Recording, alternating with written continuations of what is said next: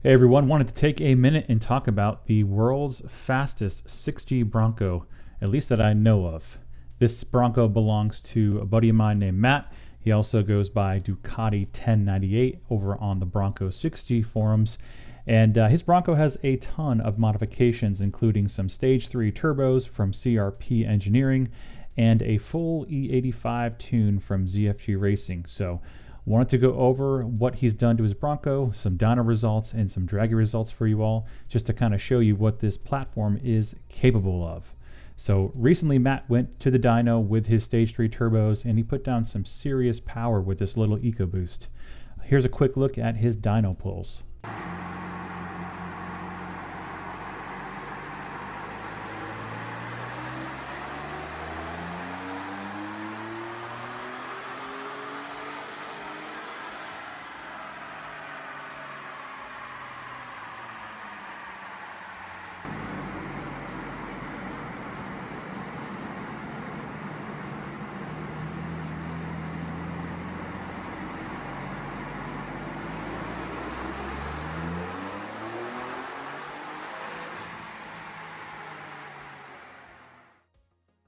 With everything dialed in, Matt put down 501 wheel horsepower and 594 foot-pounds of torque. Now that's a giant gain of 223 wheel horsepower and 242 foot-pounds of torque over stock. And keep in mind, that's stock with bolt-ons, so that's a pretty nice gain.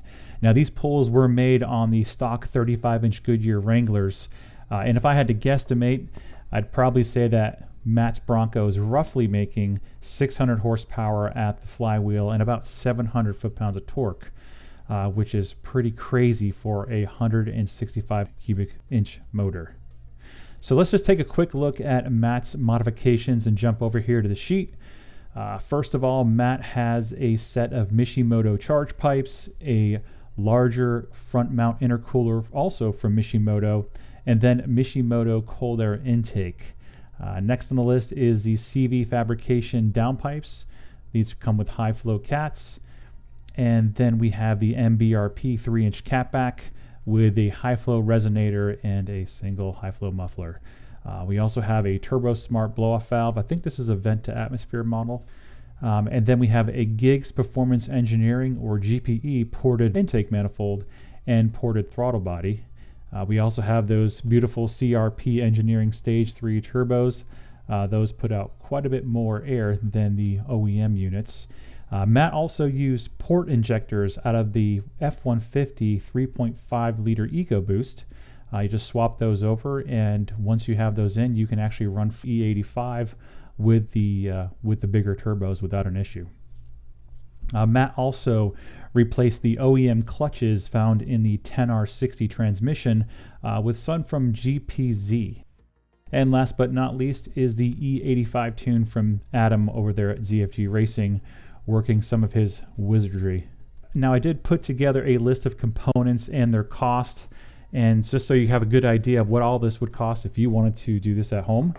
Do keep in mind that you will find some of these things on sale. You'll use promo codes, all that fun stuff. So this cost is very rough. But the total cost that I came up with was about $11,437 in parts. One thing to note, that this price is just that. It's just parts. It does not include labor. So if you were to pay a local shop, or maybe a shop like RSA, or similar, to do modifications such as these, you're probably looking at closer to about $10,000 or so for labor. Now do keep in mind the transmission upgrade alone is like $4 to $5K. So everything else besides a transmission can actually be done at home if you want to save the money. I have plenty of how-to videos on my channel if you want to learn how to install downpipes and intercoolers and charge pipes and all that fun stuff. But do keep in mind the trans upgrade isn't 100% mandatory, as the stock 10R60 is good for about 535 foot-pounds of torque at the wheels, that is. So if you don't have the upgrade, Adam over there at ZFG can actually dial the torque back quite a bit and keep you in that safe limit to ensure your transmission will last a bit longer. But if you don't upgrade the transmission, you will not see torque figures like you are seeing here. So I want to just take a quick minute and look at the dyno graphs. Now this is the first time Matt went to the dyno. This is with the stock turbos. As you can see, the red lines here represent the stock run. It shows he basically put down about 274 horsepower at the wheels and about 354 foot-pounds of torque. Again, that's stock with bolt-ons, so that's not exactly stock. And then if you look at the blue bars, these represent 93 octane. So he jumped up to about 356 horsepower at the wheels and about 464 foot-pounds of torque. And then the green lines represent E85. Now, the Bronco, as it is in stock form, can run E85 without any fuel upgrades. No fuel pump, no injectors. You just need to have your Bronco tuned by a capable tuner, such as ZFG, and you can run E85 in your Bronco. And so with an E85 tune, he put down 404 horsepower and about 493 foot-pounds of torque. So those are really impressive numbers, considering this is on 35-inch tires and it's just the stock turbos. The next results we'll see, this includes the CRP Stage 3 turbos. Now the first result is the red line. Obviously that's going back, that's his stock figures as we just looked at. And then as we pull up the blue line, this is 93 octane on the CRP Stage 3, and he's putting down around 396, so close to 400 horsepower at the wheels and about 470 foot-pounds of torque, which is really impressive on 93 octane. And then as we step up to E85, now keep in mind, in order to run E85 with these aftermarket turbos, you will need to replace those port injectors.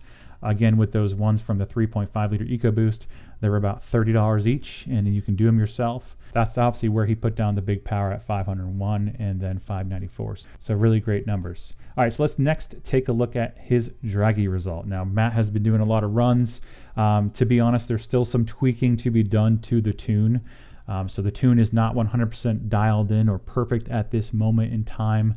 I think the horsepower figures and torque figures are fine, but dealing with some other little issues are yet to be completely worked out here. So these numbers, while they do represent what it's doing currently, it can actually do better than what you're seeing here. So Matt did 0 to 60 in a little over 4 seconds. So we got 4.04, and then he did the quarter mile in 12.47. Now, after talking with Matt, he did say that in all likelihood, we should see 0 to 60 in the high 3-second range, and then the quarter mile in the low 12-second range is what he's guessing when the tune is fully fixed and dialed in. So these are super impressive numbers. Now, these are Stage 3 turbos.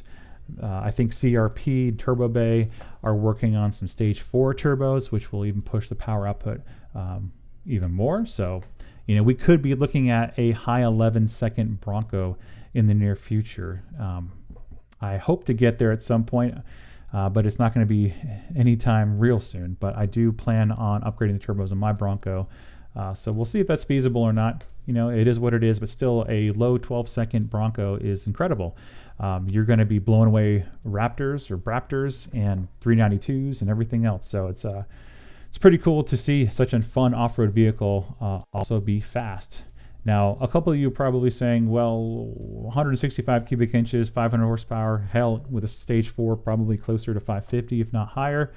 How is this thing not going to blow up? Well, but the 2.7 is built like a beast. It very heavily mimics a diesel motor.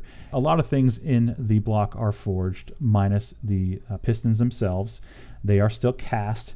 But Ford did make some improvements from the 2021 and up model year. So all 2021 F-150 and Broncos got way better pistons per atom. So they are really good pistons. How much can they handle? Well, that's anybody's best guess. I will tell you right now, the fastest 2.7 liter F-150 is owned by a gentleman by the name of Stephen Boswell. And Stephen currently is running his truck at 32.5 PSI for about 2 years now. And he claims that there's not one single issue with his truck. And he has Stage 4 turbos on his 2.7 liter every bolt-on. This is an E85 tune from ZFG Racing. And he also runs water meth injection with a 50-50 mix of water and methanol. So he is currently running, I think, mid to low 11s. His goal is to run high 10s on the 2.7 and then build out a 3.0 short block with forged everything to probably get quite a bit lower than that. But if he was able to get back to the track, in the springtime, there's chances are that he can do high 10s with some weight reduction. So super, super impressive. We'll hopefully see the first 2.7 liter in the high 10s. And so he's got a single cab F-150. I think it's a 2021, 2022. Beautiful truck, as you can see here in the pictures. And so anyways, just want to do a quick video discussing Matt's Bronco. He is the first to get in the low 12s and hopefully the first to get high 11s. So big congrats to him. And his Bronco's awesome. And so, yeah, and we'll pick it up on the next one. Thanks.